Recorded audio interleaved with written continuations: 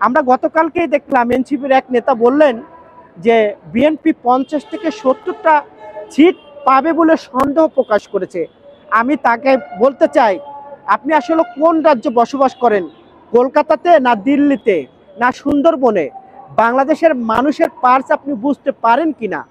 এই ঝড় কোনো গাছকে ক্ষতি করতে পারবে না। বড় গাছ বড় গাছই, ছোট গাছ ছোট গাছই।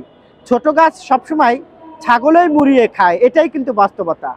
আজকে এনসিপি নিয়ে আমি মন্তব্য করতে চাই না, যেহেতু আপনারা ধরেছেন, তবুও একটি কথা বলতে চাই। তারা পিছিয়ে গেল কি হারিয়ে গেল, এটা তাদের ব্যাপার। তাদের ব্যাপারে আমরা মন্তব্য করতে চাই না। আমরা মনে করি বিএনপি গণমানুষের একটি রাজনৈতিক দল। এই গণমানুষের রাজনৈতিক দলই একমাত্র বাংলাদেশের মানুষের যে আকাঙ্ক্ষা সেটা বাস্তবায়ন করতে পারবে। ইতিমধ্যে আমরা দেখছি এনসিপির নেতারা তাদের নিজের যে ক্ষুধা, শারীরিক ক্ষুধা বলেন, যেভাবেই বলেন না কারণ, তারা সেটা নিয়ে ব্যস্ত। তারা গণমানুষের যে আকাঙ্ক্ষার যে ক্ষুধা, সেই ক্ষুধা নিয়ে তারা ব্যস্ত না। আমরা ইতিমধ্যে সোশ্যাল মিডিয়া এবং মাল্টিমিডিয়ায় দেখলাম যে এনসিপির নেতারা তাদের যে ক্ষুধা, সেই ক্ষুধা নিয়ে ব্যস্ত। তারা কিন্তু গণমানুষের যে আকাঙ্ক্ষার যে ক্ষুধা, সেই ক্ষুধা নিয়ে ব্যস্ত না। যার কারণে আমি এনসিপি নিয়ে এত মন্তব্য করতে চাই না। তবে আমি তাদের প্রতি শুভকামনা থাকবে যে তারা যেন গণমানুষের যে আকাঙ্ক্ষার যে ক্ষুধা, সেই ক্ষুধাকে চাহিদা মেটানোর জন্য রাজপথে কাজ করে। তাহলে হয়তো বা গণমানুষ তাদেরকে লুফে নেবে। তা না হলে ইতিহাসে আমরা দেখেছি, গাদ্দাফ দেখেছি, আমরা হিটলার দেখেছি, আমরা মরহুম এরশাদ সাহেবকে দেখেছি, আমরা শেখ হাসিনাকে দেখেছি। ইতিহাস খুব ভয়ঙ্কর এবং নির্মম এবং সত্য।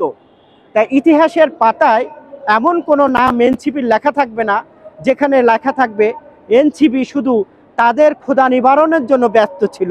গণমানুষের যে ক্ষুধা এবং আকাঙ্ক্ষা, সেটা নিয়ে তারা কখনো চোখ দেয়নি এবং কাজ করেনি।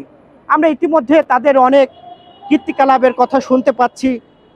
তাদের পিএস শত শত কোটি টাকার মালিক, তাদেরকে বিদেশে যেতে দেবে না। এই যে নানান রকম শেখ হাসিনা এবং এনসিপি নেতাদের কলা যে কৌশল এবং কাহিনী ইতিমধ্যে জাতি জানতে পেরেছে। বাংলাদেশের মানুষের অনেক প্রত্যাশা ছিল এনসিপি নেতাদের প্রতি, কিন্তু এখন তাদের প্রতি কোনো প্রত্যাশা নাই।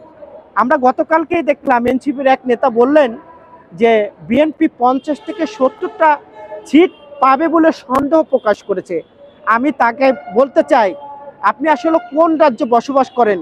কলকাতাতে না দিল্লিতে না সুন্দরবনে? বাংলাদেশের মানুষের পার্স আপনি বুঝতে পারেন কিনা?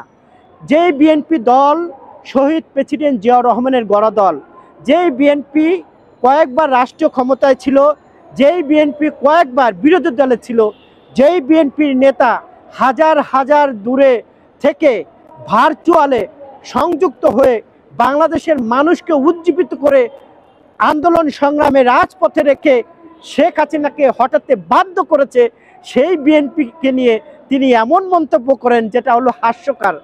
আমার নেত্রী, আমার নেতা আমাদেরকে কুরুচিপূর্ণ কথা শেখায় নাই, কুরুচিনি ভাষা শেখায় নাই, কুরুচিপূর্ণ কথা শেখায় নাই। যার কারণে আমি এনসিপির বিরুদ্ধে কুরুচিপূর্ণ কোনো কথা বলতে চাই না।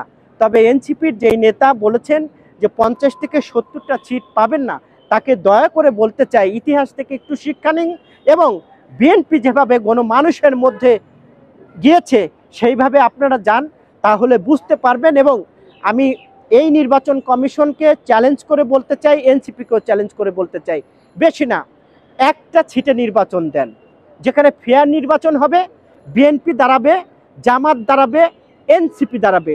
যদি এনসিপি সেখান থেকে নির্বাচিত হতে পারে, আমি রাজনীতি করব না, চ্যালেঞ্জ করে বলতেছি। আর সেই এনসিপি আজকে বিএনপিকে নিয়ে তুচ্ছ তাচ্ছিল্যতা ভাষায় কথা বলে। এবং আমরা দেখলাম যে আমাদের অনেক নেতাদেরকে তারা টকশোতে তুচ্ছ তাচ্ছিল্যতাভাবে কথা বলে। আরে যারা বাবাকে সম্মান দিতে পারে না, যারা মাকে সম্মান দিতে পারে না, যারা সমাজের বুদ্ধিজীবী মানুষকে সম্মান দিতে পারে না, যারা সমালোচনা নিতে পারেন না, তারা কি রাজনীতি করবেন? তারা দেশের মানুষকে কি দেবেন?